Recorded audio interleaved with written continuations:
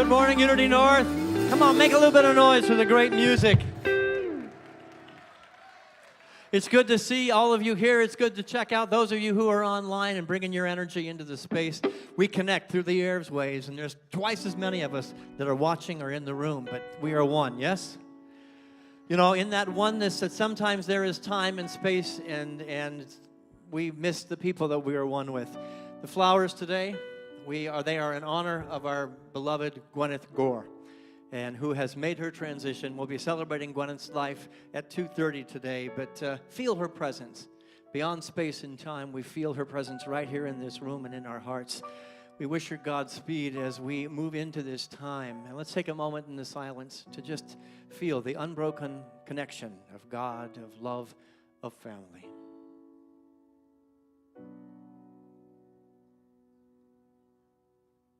Godspeed, beloved Gwyneth. As we celebrate your life this day, we send you forth with all the gratitude and love that we have in our hearts. We release, we let go. We're only here for God, and we know that you are in the Spirit of God right here and right now.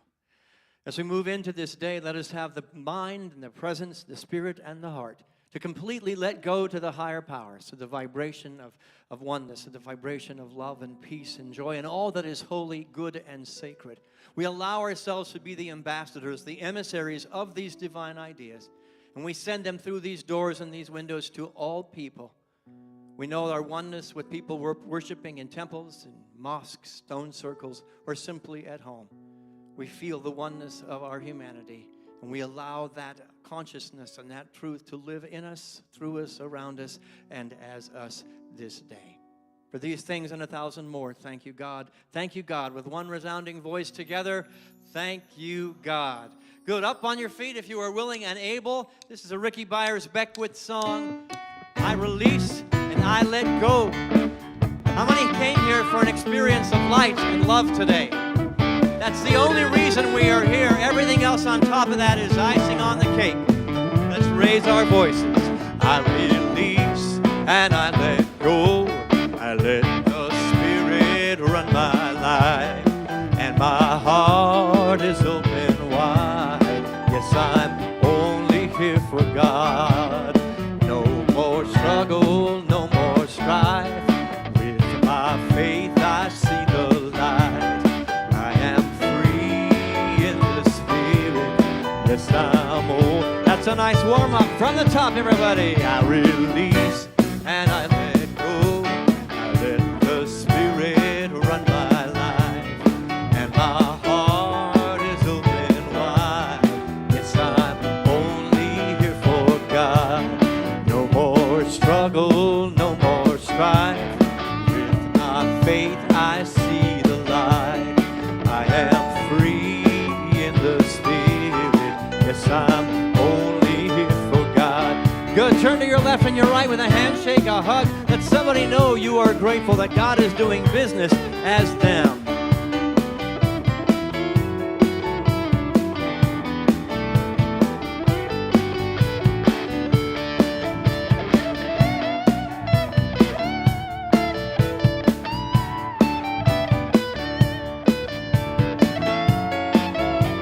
All right, Unity, you got one more shot. Let's break it down. I release and I let go. I let the Spirit run my life, and my heart is open wide. Yes, I'm only here for God. No more struggle, no more strife. With my faith I see the light. I am free in the Spirit. Yes, I'm only here for God. Give yourself a round of applause. Make a little bit of noise. That sounds amazing. And in that spirit of oneness, in the spirit of releasing and letting go what no longer serves us, we have our prayer chaplains that are here ready to help us through any moment that we are going through in life. They're available for prayer before and after service, and they're in the four corners of the room and currently holding us all in sacred space. Whether we're here, whether we're online, they see us at our highest and our best selves, and thank you. We have so much going on in this beautiful community. This is a great time to take out your phones and take a picture of the next slide, which has lots of information on it. So as you're taking out your phones to get some pictures, I'll remind you today is August 24th, so that means it's the last day to buy your Unity Pride shirt. Those are in the back of the room. You can also go online. It's the last day for spiritual connections, host signups. Our participant signups will start next week. You can go online, you can go on the app, and you can get all the information and details that you need, but there's lots happening. This is a great time to get involved and meet some new people. Speaking of new people, our welcome team is coming forward right now because they want to welcome anyone who is here for the very first time. This community is full of love, full of energy, and our welcome team is as well. They would like to give you a welcome packet. That welcome packet has a Let's Connect card. You can fill it out with pen and paper. There's a pen in the seat pocket in front of you, or scan the handy dandy QR code that's on the back of the envelope. But we want to get connected with you. So right now, if you would raise your hand nice and high in the air so we can share a little love and a little packet with you, and let's share some love, Unity North. Anyone who's here for the very first time, keep your hand up until we can get a packet in your hand. Thank you for choosing Unity North this morning. On the slide behind me, you'll see a picture of a welcome table. That welcome table is downstairs in Holy Grounds. Anyone on the welcome team or with a How Can I Help tag would be happy to help you find Holy Grounds for some food and some fellowship, and just to tell you we're glad you're here. Thank you, Danielle. I'm going to invite Reverend Averill to come up and to join me on the platform here to prepare our hearts, to prepare the sanctuary of our souls. Take a deep breath, family.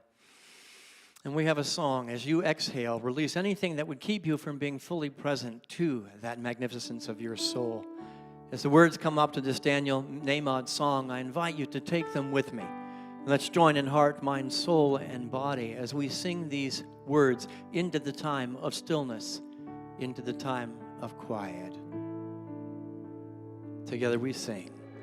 When I pray,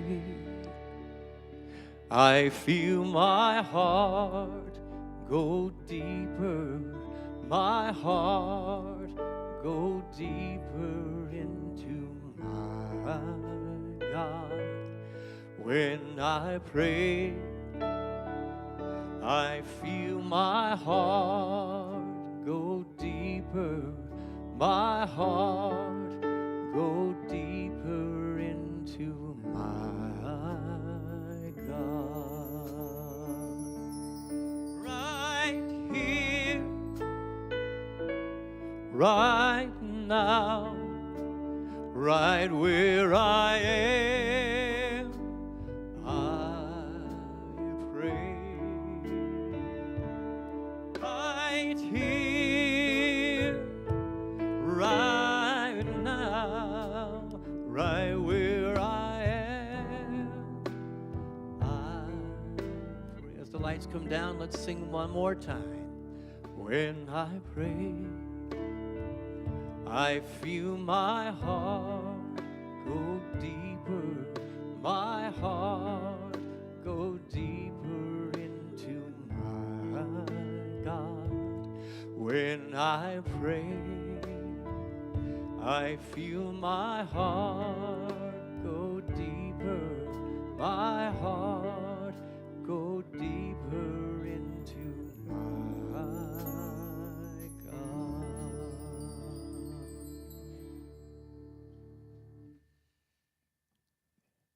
I invite you at this time to close your outer eyes, to adjust your body so that you're sitting tall and well, yet relaxing into the chair. Let the chair support you. Be aware of the ability to move, but also be aware of the ability to be still. Deliberately mindfully release your body into stillness. Then become aware of your breath. Your breath was there all along, but now you are elevating, you are bringing the breath into the forefront of your consciousness.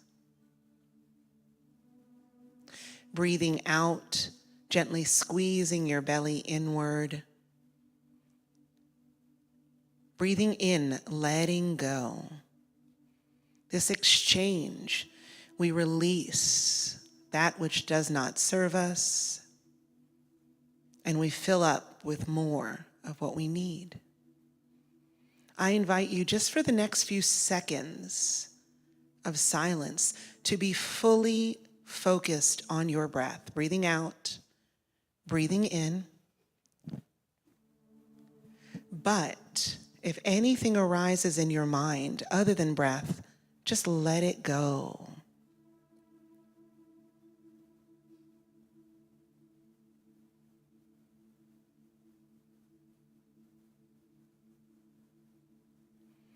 Now, bring your awareness to the top of your head. And as you breathe out, let it slide down to the base of your spine. And as you breathe in, let the awareness float back up. Exhaling down.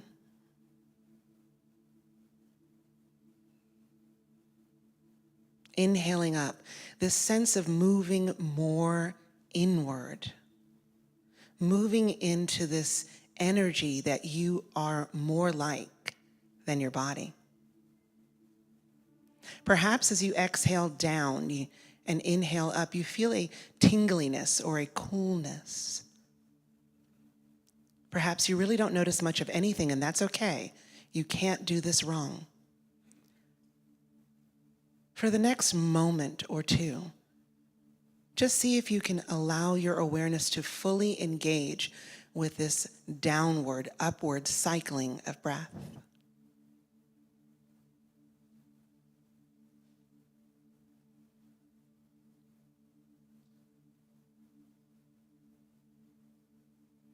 And now, finally, having relaxed the body,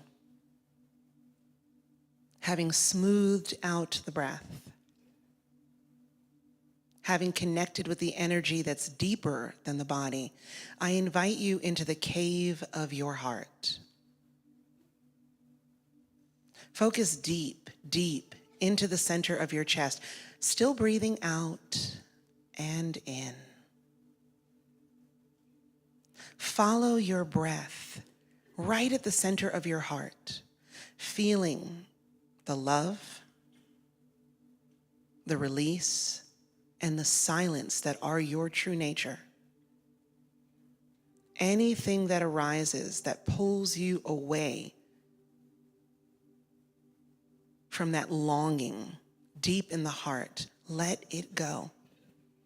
And for a few moments of silence, let us remain in this space.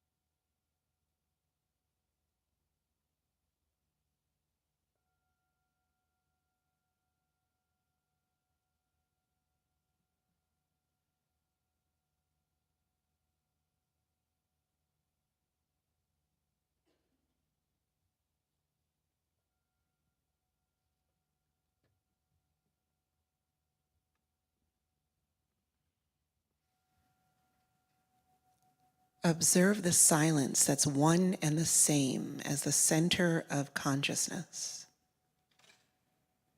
We are all one in this silence. From there, notice that there's a quieting of the mind. Notice the smoothness of your breath. Feel the stillness of your body. Bring back this knowledge, this experience of the silence as you gently open your eyes.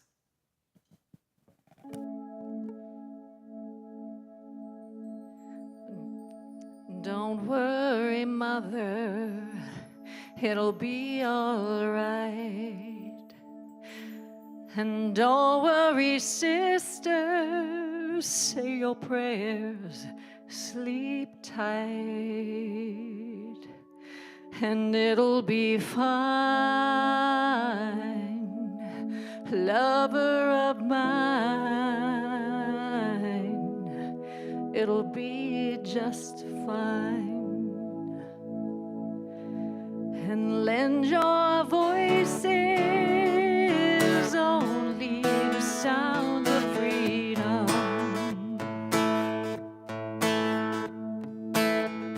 No longer lend your strength to that which you wish to be free from. Fill us with love and bravery, and you shall lead a life uncommon. I've heard your anguish, I've heard your hearts cry out. We are tired, we are weary, but we aren't worn out. Set down your chains till only faith remains. Set down your chains and lend our voices only to sounds of freedom. No longer lend your strength to that which you wish to be free from. Fill us with love and bravery, and we shall lead a life uncommon. There are plenty of people who pray for peace, but if praying were enough, it would have come to be. Let your words enslave no one, and the heavens will hush themselves to hear our voices ring out clear with songs of freedom. Oh, songs of freedom. Oh, come on, you unbelievers, move out of the way. There is a new army coming, and we are armed with faith. And to live, we must give. To live and lend our voices only to sound of freedom.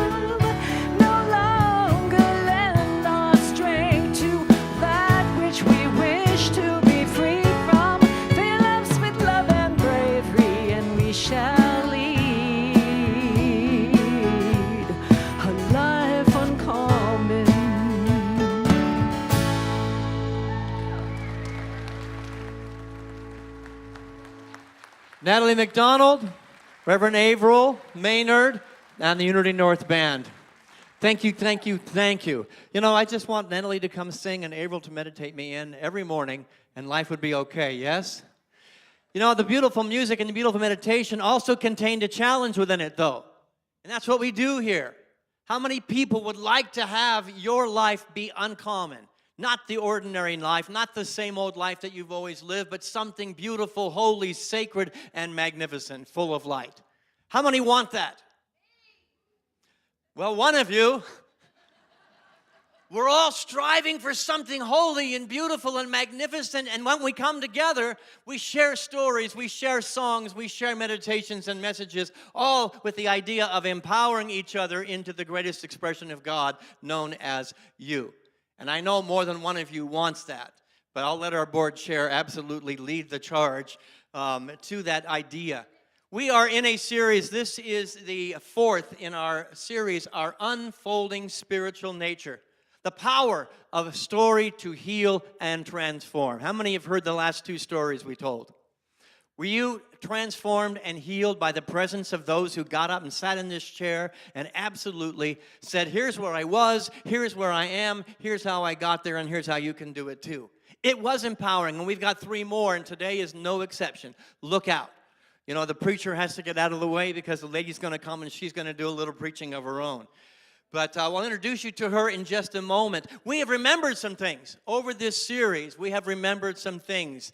And I want to go through that list of what we've remembered. Let's put them up there. We have remembered that we are not defined by circumstances.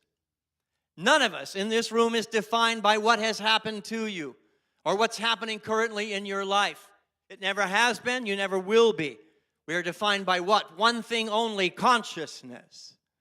The song of freedom, the life uncommon that was sung about was telling us to quit focusing our life on the chains, on the difficulties, on the obstacles, on the people, and put your life only on that which is true, holy, sacred, and true since the beginning of time, the Alpha and the Omega, that is you, incarnated here on earth. Number 2, we learned that we are not confined by conditions or our history. You are the product not of what happened to you, but the consciousness that you brought to what happened to you. We're only defined by our conscious choices, yes? Number 3, we listened and we heard and we remembered that we cannot be silenced by struggle, by ignorance, anybody's ignorance, by any challenge or any storm. When we rely on the innate power of God that has chose to do business as us, as you, as me, as the we that is in this room and the we that is collectively across the whole planet. Yes? The mind of God had a thought. In the beginning, the Big Bang was a thought within the mind of God, and God thought you into creation. And this moment into creation. It all springs from the consciousness of the one power and the one presence that is light, that is love, that is good, that is life, that is good, that is you. And then 4, we remembered that there's more to us than we've ever imagined. How many people, as a result of things that have happened to you in your life, are more of you as a result? I hope everybody's hand goes up because we can use what is happening in life for our greatest good. We teach in this community, nothing and no one is against you. Everything and everyone is for you. But you've got to flip the switch of consciousness to turn that around, and that's not an easy journey. Today's story is going to absolutely help you flip that switch a little bit more. The stories that we've heard over the past few weeks and over the next 3 weeks remind us of our inherent goodness. You were born good and holy, and somewhere along the line you forgot, and things happened in your life to keep you awake. Who's awake today? I hope everybody is awake, and if you're not awake, well, I hope that Sabrina, when she comes up, to will wake you all up tremendously. We have demonstrated and remembered the truth that the choice of spirit over condition always, always pays off. The choice of spirit over humanity. The choice of spirit over limitation. Today's story is no exception. Our lives, everyone in this room, our lives are the demonstration of possibilities envisioned.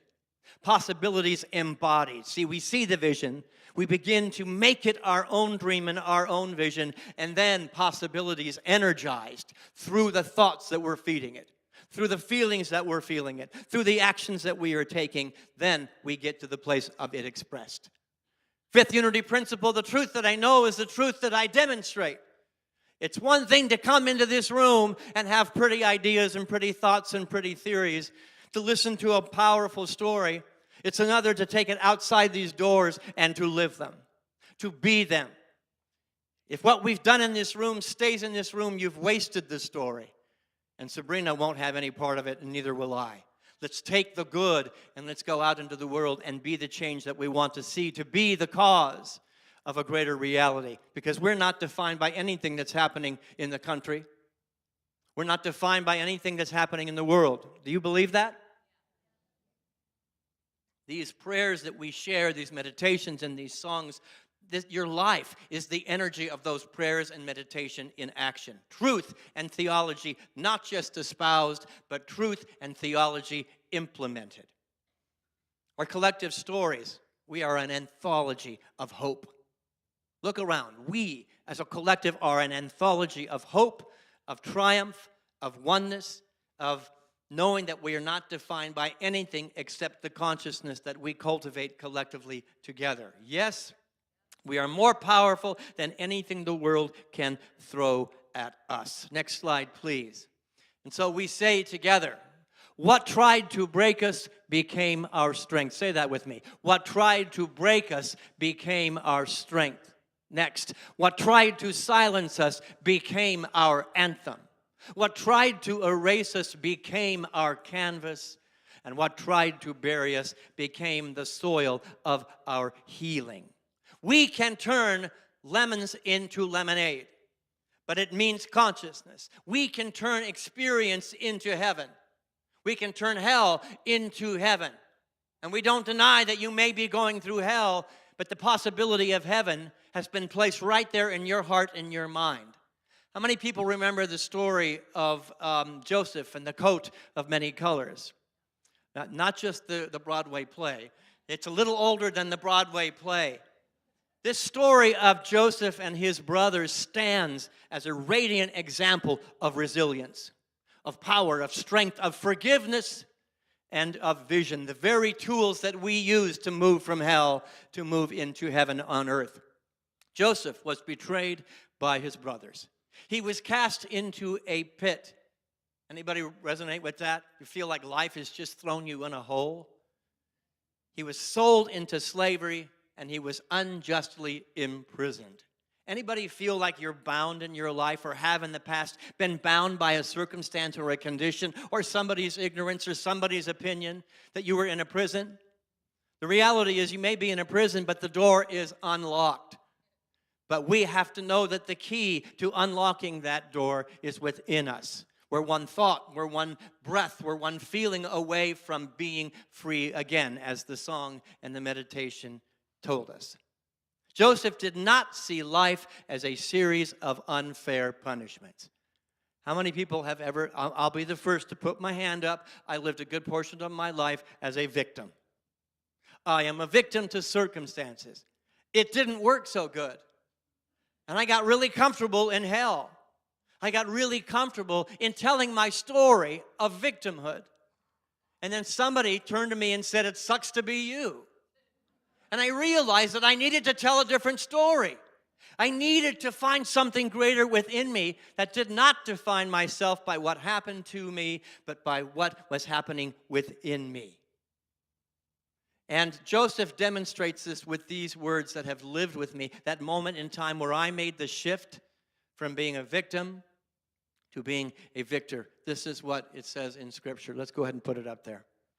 Together we say, what you intended for harm, God has transformed for good. Other translations, maybe a little more familiar, said, what man has used for evil, God has used for good. How does God do this?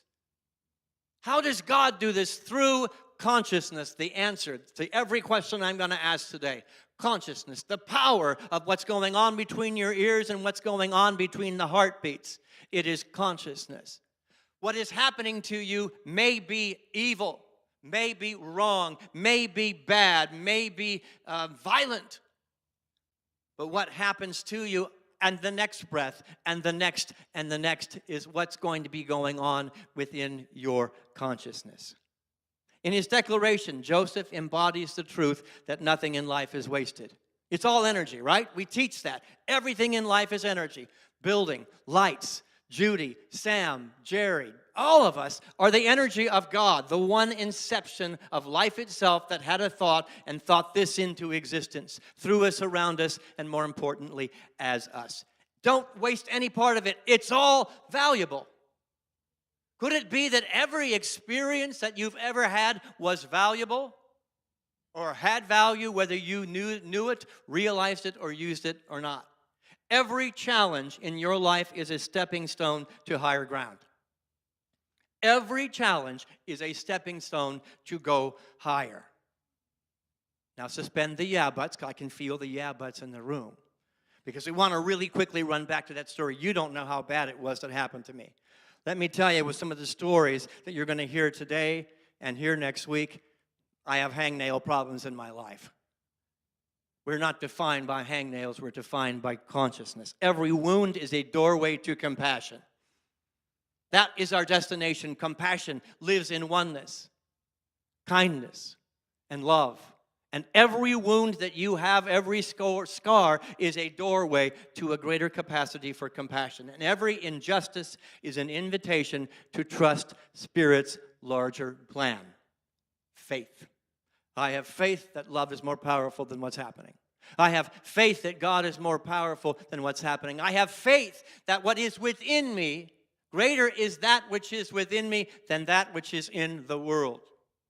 Do we really believe that? But how soon we run back to the victim story away from the empowering story. When we live in the empowering place, we live as Joseph did, as Sabrina lived. We rise above, we triumph over, and we achieve more than we ever thought was possible. We surpass any limits, we defy expectations, and we live beyond the boundaries that others have drawn for us. We ascend above the consciousness of others that cannot see. Edwin Markham gave me a quote that helped me get out of hell and get into a place of heaven. And let's read this together. They drew a line to shut me out, a rebel, a heretic, a thing to flout. But love and I had the wit to win. We drew a circle that took them in. The world's drawing lots of lines, folks. Have you noticed it? Line, you, me, us, them. Our job is more important than ever before on the planet to draw a larger circle. And in that circle is love, is compassion, is forgiveness.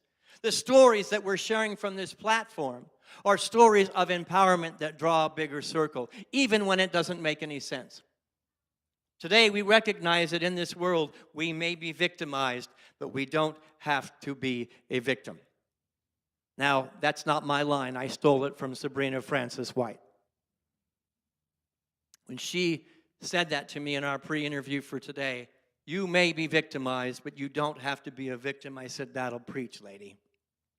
That'll preach. Life sometimes puts us in situations where harm comes our way. We don't deny that. We're not saying it's not hot and I'm not in hell. You're in hell, but you're one breath away from getting out of it. Words will be spoken that wound you. Actions will be taken that betray. Circumstances will arrive that are absolutely so unfair.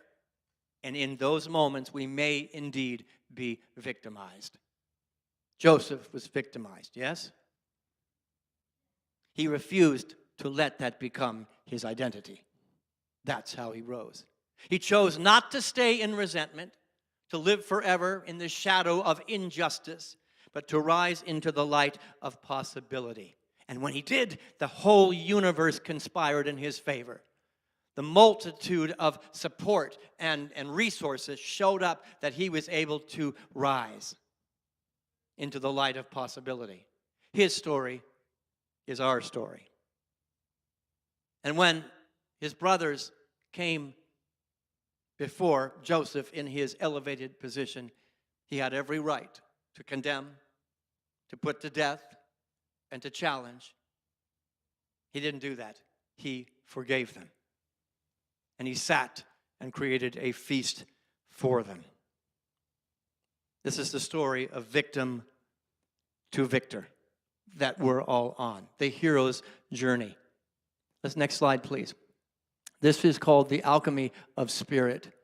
This is the alchemy of changing and moving and transforming harm into good, pain into purpose, injustice into wisdom, betrayal into compassion, and hardship into leadership. Sabrina Francis White is a leader in this church, and she's a powerful leader in this church. Not because life was easy, but because she chose to be the great spiritual alchemist. I will not take what happened to me and make it my story or define me. I will become more.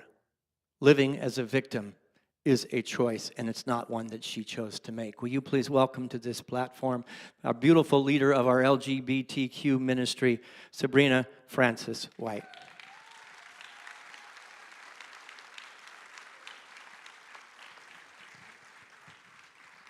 You may have seen the panic on my face. I was looking for her all around here, and it's like, you know what, I can't carry this without her today. Good morning, Sabrina. Good morning. So, tell us a little bit about your life today. If I get up on the chair first, that might help me. You know, the community, sometimes we all just need a little help up, and we lean on Just each a other. little. Tell me about your life as it is today, maybe your experience here at Unity North, and what you do currently in your life. Well, I have to say, for me coming to Unity North, it's a community of love and warmth. And when I started seeking that community, I wasn't sure what it would feel like. And it didn't look the same. It was different from what I was used to. It sounded different. And I remember telling Richard, well, it looks a little different. And he said, well, just hang around a little longer. So today for me, it's about stepping into something and being open to what is different, being willing to explore what that would feel like, what that would look like, and the possibility of what I'm willing to learn. That's what I think about when I think about this community. I'm going to learn something from everyone that comes in contact, and that's what I have to stay open to. So I thank Unity North for opening the doors for me to be comfortable. So, how long have you been married? 33 and a half years. To your beloved, where is she? There she is, Lynette. Yes. We celebrate 33 years is above average these days. Thank you. I remember the moment that Sabrina came and was in Coffee and Connection, and we had that very conversation. We're not too sure about you. We're not too sure about this community, but we're going to hang around for a while. And what I meant were two women of strength, two women of power, two women of courage, and two women of vision. And they were going to put us through the paces to make sure we are what we say we are. I value that in both of them. Now, peachy keen life today. Life has not always been peachy keen. Can you go back and tell us a little bit about the circumstances of your very early life? I'm the middle girl of 3 girls, and my mother had us young. At the time that she had us, my 2 sisters were placed with my grandmother. Because I was not in the same area, was placed with another caretaker as my mother was trying to make her way in the world, with the agreement that she would send money, she would take care of me, and once she got settled, she would also come and get me. When that time came, however, she was told with her list of bills, guess what? If you can pay all of this, you can have her. If not, I can take you to court. My mother didn't have the means to do that. She didn't have the means to fight. So I stayed with the caretaker. She's the only mother I knew, and I call her my first mother. I knew her and her family. That was my family. She did not and could not have kids, so I was given anything and everything. Was there conversation about your biological mother, or was she basically erased from your mind? I never knew my biological mother. It was never mentioned in the house. This was the family. When she died, and this woman was, she was a woman in the community. It was a time as a black woman, she had a business, she owned a lot of property. I understood that you worked. And I didn't know any limitations about color till integration started. The house we lived in was expansive. She had a business up front. She did a rooming house in the back. And the agreement was with the rooming house was all the women. I got rotating babysitters. So you learned early to be very flexible with people when you're an only child because it's a survival mechanism. You have to understand the person that's in front of you. Let me ask you a question. When your mother, make sure we understand, your mother came to get you back, and she was very young still. She was denied her child. Is that correct? She was. So basically, in my words, you were kidnapped. Yes, wouldn't have said it in that point, but yes. She couldn't fight it, so she said, okay. My first mother did not die. She died of cancer as I was going to 4th grade. And I remember standing at the time behind the door sill, and I was listening to my aunts, and they were discussing my future. Well, you know, as an only child, you're nosy.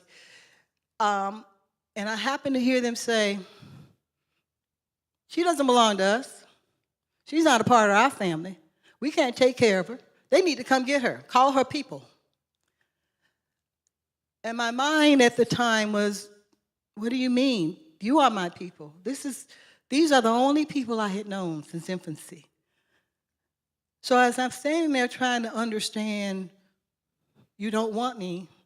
Did you ever want me? Did you ever love me? Maybe she was the only one that loved me. So let me get real clear here. This was the first time you heard you are not part of this family. Yes. We don't want you. You're not needed, and you're not part of our tribe. Is that correct? That's correct. Okay. How did that feel? It was devastating. My mind was trying to reconcile what I felt. I felt very hurt. I felt very disappointed. And I felt like I couldn't trust what I had seen. And I also felt I was not safe because I didn't know who my people were that coming. This was a concept to me. And everything I knew was suddenly maybe not real. When my mother died, my first mom died. Not your biological Not mother. my biological This is the mother who this is a raised caretaker. you. I'll give her a caretaker. I came home and I walked in the door, and this woman was there, and she said, I am your grandmother. I am here to take you home. I thought, but I am home. This is all I know that's home. So where will I go now? She packed up my whole world in a small Samsonite suitcase in one box. And we got on a Greyhound bus heading to my new home. And you were in 4th grade? I Third was grade? heading to ending 3rd grade, going into 4th grade. Okay. As we sat on the bus, she began to explain to me who my people were. She had not been the aunt I visited on the road trip. She was my grandmother. The sisters, the cousins were not my cousins. These were my 2 sisters. And I thought, wow, my little mind, the child is thinking, but you took all my stuff. I have nothing. And as I'm listening, I thought, oh, well, I got a grandmother now. I'd been an only child. Everybody else had grandmothers. I didn't have a grandmother. I had a grandmother. And wow, everybody else had siblings. I now had 2 sisters, a younger sister and an older sister. I would not have to take my big red cart of toys and find someone to play with me. Or so you thought. So I thought. So what was this new situation like at a 3rd or 4th grader? When I got to our home, my grandparents both were raging alcoholics. And my grandfather was a very stoic man when he was not drinking. But when he was drinking, the world he was in love with everybody. My grandmother was very quiet, and she would give me love, but I was the 3rd kid out. She had to take me. And I was one more mouth to feed. And I had come from everything, and suddenly I was in an environment of poverty and subsistence living. I learned quickly that when people are drinking, sometimes there is no meal. So I learned that I had to go through the sofa cushions, her purse, whatever it was. If I could scrounge up $1.80, I could make me a meal during those days because I could get a pack of hot dogs, a small bag of rice, and a can of pork and beans. I was going to eat, okay? What was the energy in that home? What did you feel? You thought you were going to have no playmates with your sisters and your grandmother and your grandfather. What was the energy that you experienced? It was very hurtful. It was very disappointing. And I learned what it was to be attacked or bullied because it was always 2 against 1. I also learned not to expect that just because that was the conversation on TV. This was not life. Okay? It wasn't the Brady Bunch.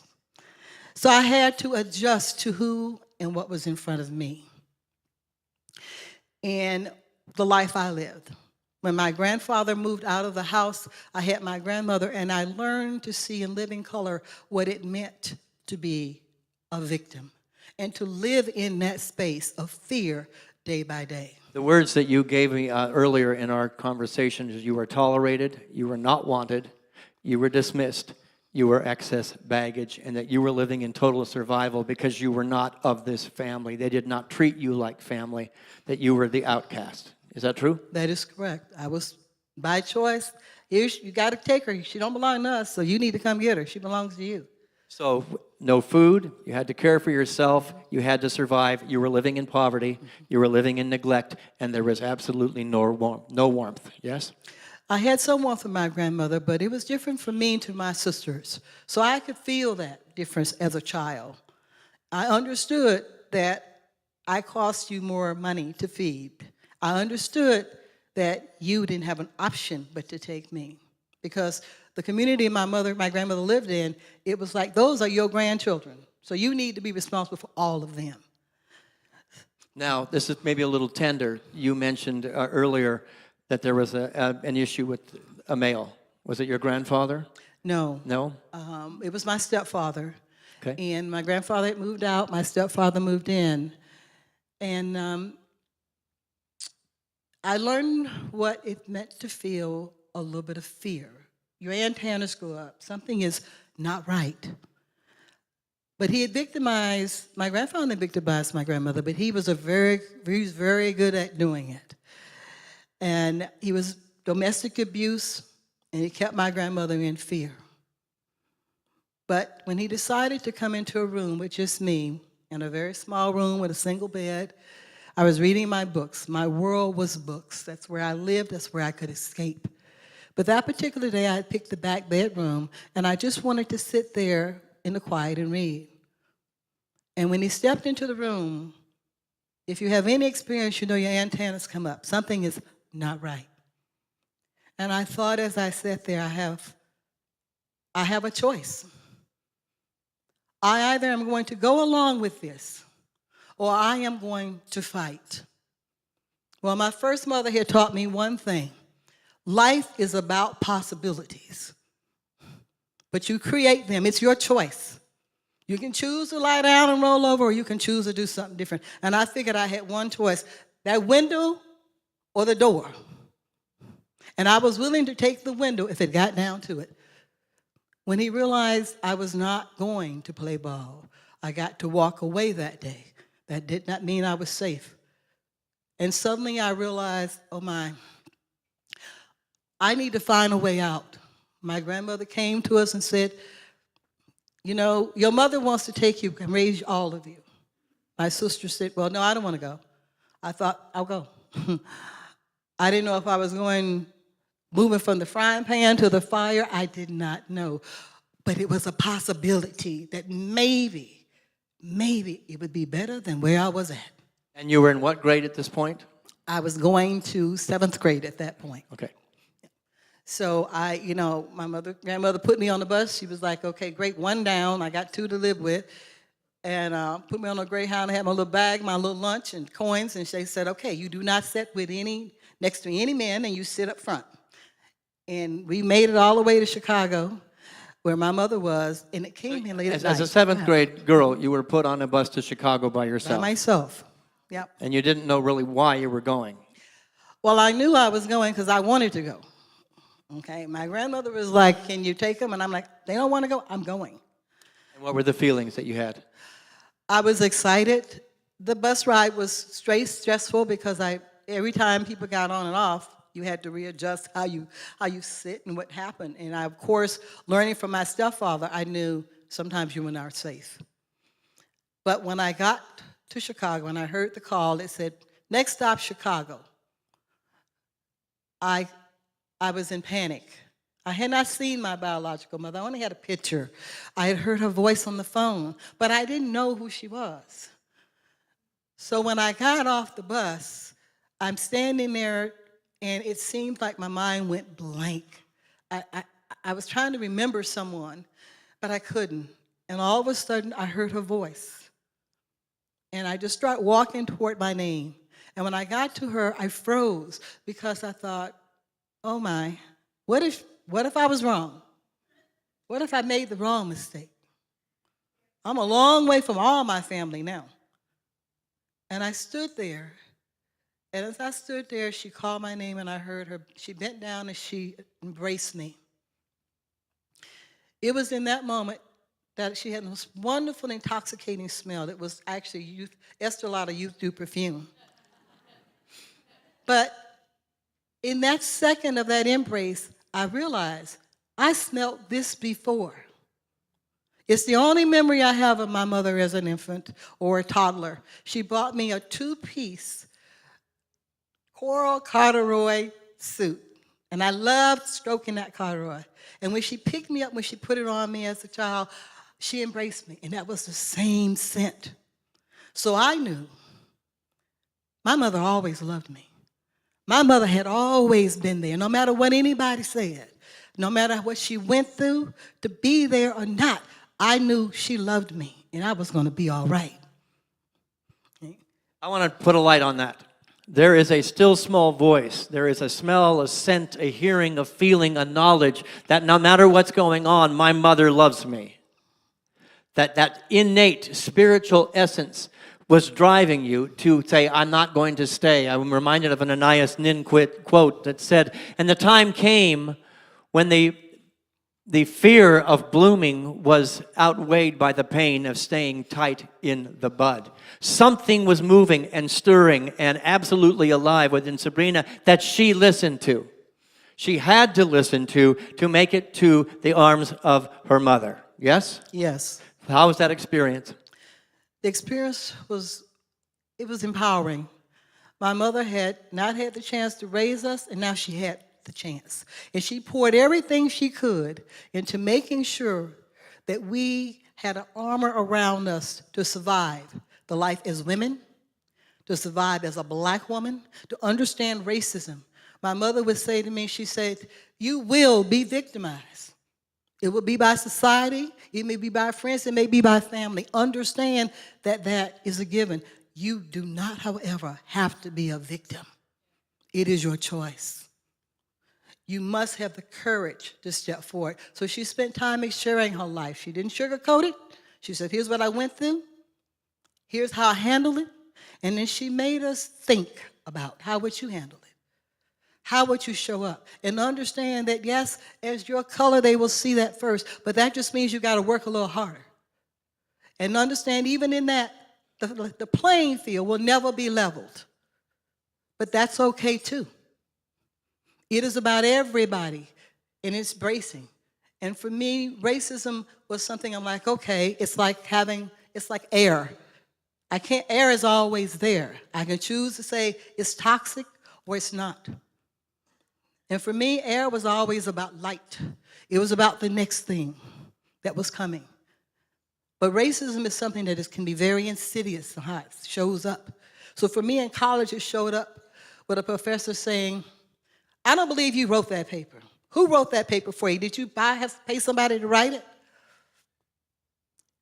And I had a choice again. Do I just let it go and take the grade? No. So I went down to the dean of students, and as I sat there and to have to go point by point to tell her and substantiate my research, I still sat there and thought, now you're going to make a fair call. But fair call or not, I will not sit still. Okay. Many times with racism, someone said to me, oh, we don't fight. You're privileged if you don't have to fight. But as a black, I have to fight to be visible, to be heard, to be accepted. Okay.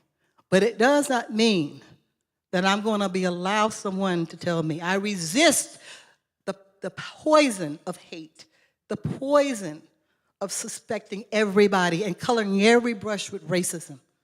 You will not taint my spirit that way. I will not hold that toxicity in my being. So I will resist with love. I will resist with extending my hand, hoping that you will extend yours back. I will resist with understanding, taking a moment to be willing to understand, who are you? I don't know. Everybody's got a story in here.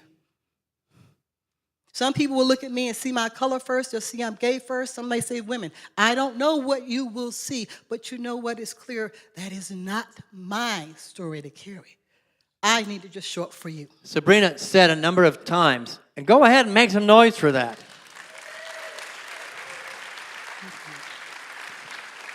In our interview, she says, I will not allow others to define me. And she said, always know who you are, because ignorance is going to show up in your field. Blindness is going to show up in your field. What are some of the things that you learned through your childhood and through some of the experiences that you've mentioned? And there are 100 stories that she shared about having to deal with the bigotry of racism and the short-sightedness of homophobia and people who look like me treating her as less than because she was a woman. What are the things that you have learned, the most important things for this congregation to know? Be willing to be open. Be willing to be honest.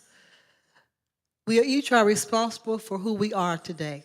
Whatever your story is, whatever your story is today or yet to be developed, be willing to look yourself in the mirror and ask yourself the hard questions. That's what it took for me. I did not, and my convictions are not based on anything but my experience. But I enjoy exploring what the possibilities are. Because, see, for me, that allows me to know one thing. I can create a space for forgiveness because I understand everyone in here has the ability to change. And it's that change that allows me to give you grace as I understand who you are. And no, I will not be defined by anyone. I will stand on my own. Sometimes it's been lonely. I'll be honest. Sometimes I had to look around and say, I'm the only one standing here, but okay. Somebody will catch up, I hope. But I also have my courage and strength to me is coming from the willingness to be wrong. I don't have all the answers. I don't know it all. But guess what? What I think I know today, it probably won't be the same thing tomorrow. Because we get to learn something new every day. I invite the band to come back up and Natalie to come up to close us with a song. What role did forgiveness play? You know, you had to forgive a long line of people who had wronged you and treated you wrongly. What part does forgiveness play in you being the woman you are today? It allows you to move forward and to grow. I flew home purposely to forgive my grandmother. When I got off the plane and sat with her, and I shared with her how, as a child, what I saw and felt from her, what I experienced from her. And she said, I didn't see it that way. I didn't feel it that way. I don't remember doing it that way. The forgiveness allowed me to understand it's okay if you don't feel it that way. I know what I experienced, but I will love you because of what you were going through. But I am going to release you. I'm going to release any hurt and anger that you caused me. And I will still love you. What is the result for you of having the courage, the strength, and the love to do that hand of forgiveness? I get to enjoy life with people. I get to be able to extend my hand and my heart and stay open and to learn. I came to this church because of the principles, but I realized with the principles, that's kind of how I believe. That's how I've lived my life. That's what I've survived and how I survived. And I'm excited when I meet new people. I want to know, who are you? I want to take a moment and listen. Because if I listen, I will learn. And that, to me, has been what sustained me. I don't need to have a lot of people. I just need to respect what's there and to know that the possibility, it will change. There will be something new on the page. I don't know what that page is going to be, but it is up to me to look at it and be willing to step forward in my life. And that's all I can own. The rest, well, that's not me. Let's put an exclamation point on Sabrina's story with this song called Closer to find. If you know the lyrics, sing them with us.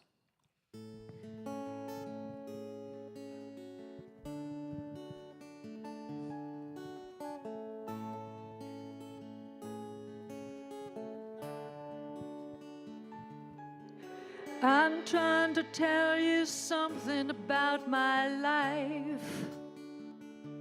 Maybe give me insight between black and white. But the best thing you've ever done for me is to help me take my life less seriously.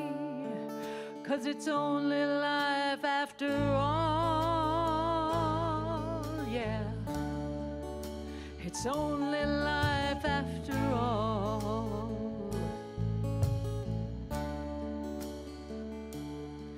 Well, darkness has a hunger that's insatiable, and lightness has a call that's hard to hear. I wrapped my fear around me like a blanket. I sailed my ship of safety till I sank it. I'm crawling on your shore.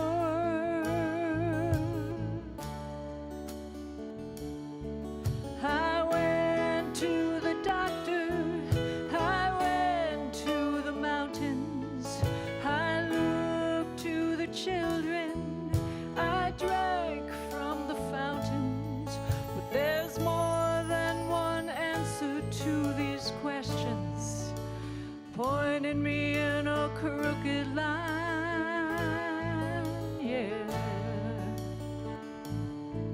And the less I seek my source for some definitive, the closer I am to find.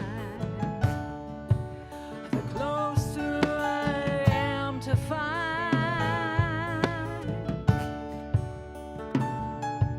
I went to see the doctor of philosophy with a poster of Rasputin and a beard down to his knee.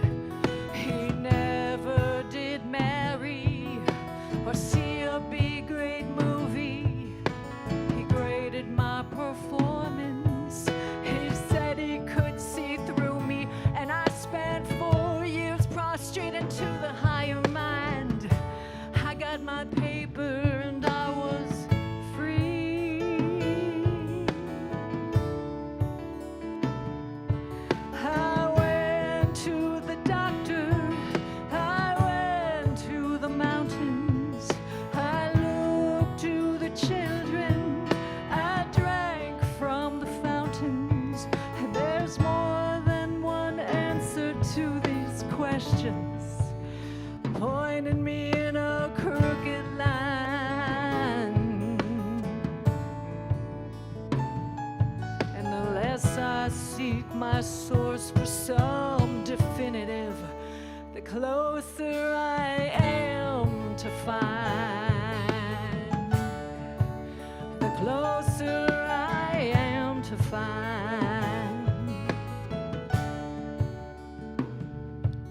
I went to the doctor, I went to the mountains, I looked to the children, I drank from the fountains. Yeah, we go to the Bible and we go through the workout.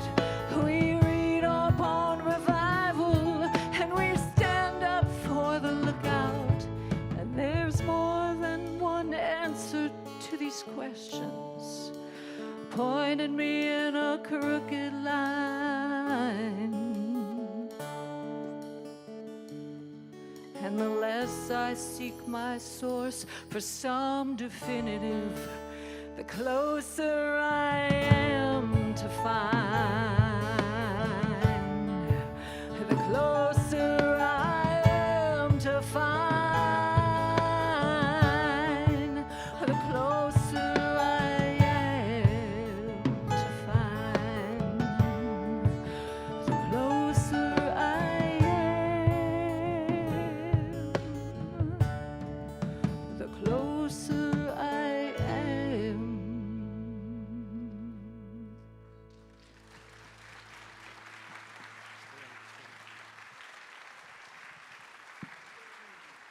Natalie McDonald.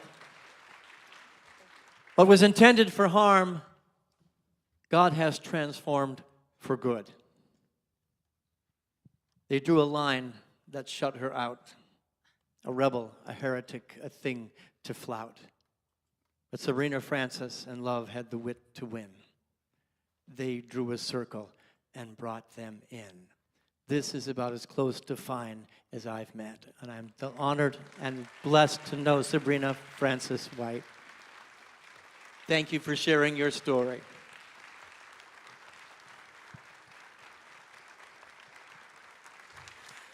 Thank you, Sabrina. In this truly transformative series is an opportunity to really be thankful and grounded in our mission statement, which really tells us why this series is so important. Let's say this together. We are a loving community of spiritual seekers who celebrate diversity, acceptance, and oneness. As we move into our offering time, we continue with that sense of gratitude. And we know that every gift that we give is seen with the love and the light that it was intended. We can give by scanning the QR code, going online in the app, and also we have baskets in the back, and on your way out, our ushers will greet you with a smile, and you can put your gift in the basket if you so choose. So in advance, let's say our offering blessing together. We are so blessed, we are so prosperous, and it is our great pleasure to share of our blessings and to share of our prosperity. And in the giving, the entire world is blessed. Thank you, God. Please join us as we lift our voices in song. We are so blessed. We are so blessed.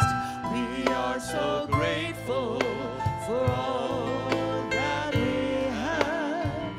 We are so blessed.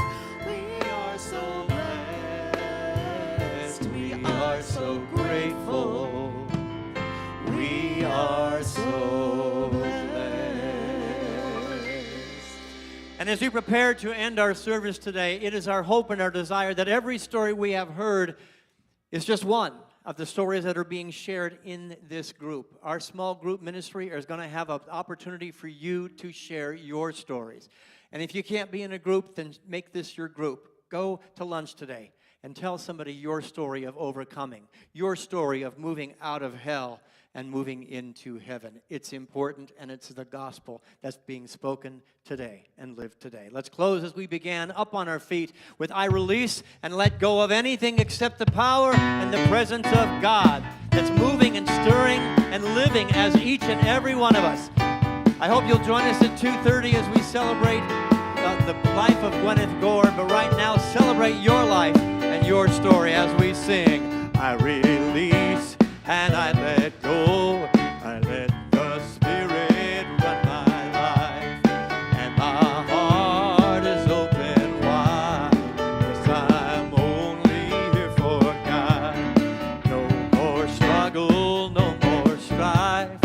With my faith I see the light. I am free in the Spirit. Yes, I'm only. I want you to take Sabrina's story today. This is the last Sunday you can get a t-shirt and be part of the Pride Parade, to draw a bigger circle against blindness and ignorance, and to take a stand. Even if you're going to be here on that Sunday, get a shirt and come in here. We'll be connected through the airwaves at the parade in October. It's important that we're all unified. Sing it one more time. I release and I let go. We're only here in the power and the presence of God. Together, I will let the Spirit run my life, and my heart is open wide. Yes, I'm only here for no more struggle, no more strife. With my faith, I see the light. I am free in the Spirit. Yes, I'm only here. You are free in see it, breathe it, and express it. Have a wonderful week. We'll see you next Sunday.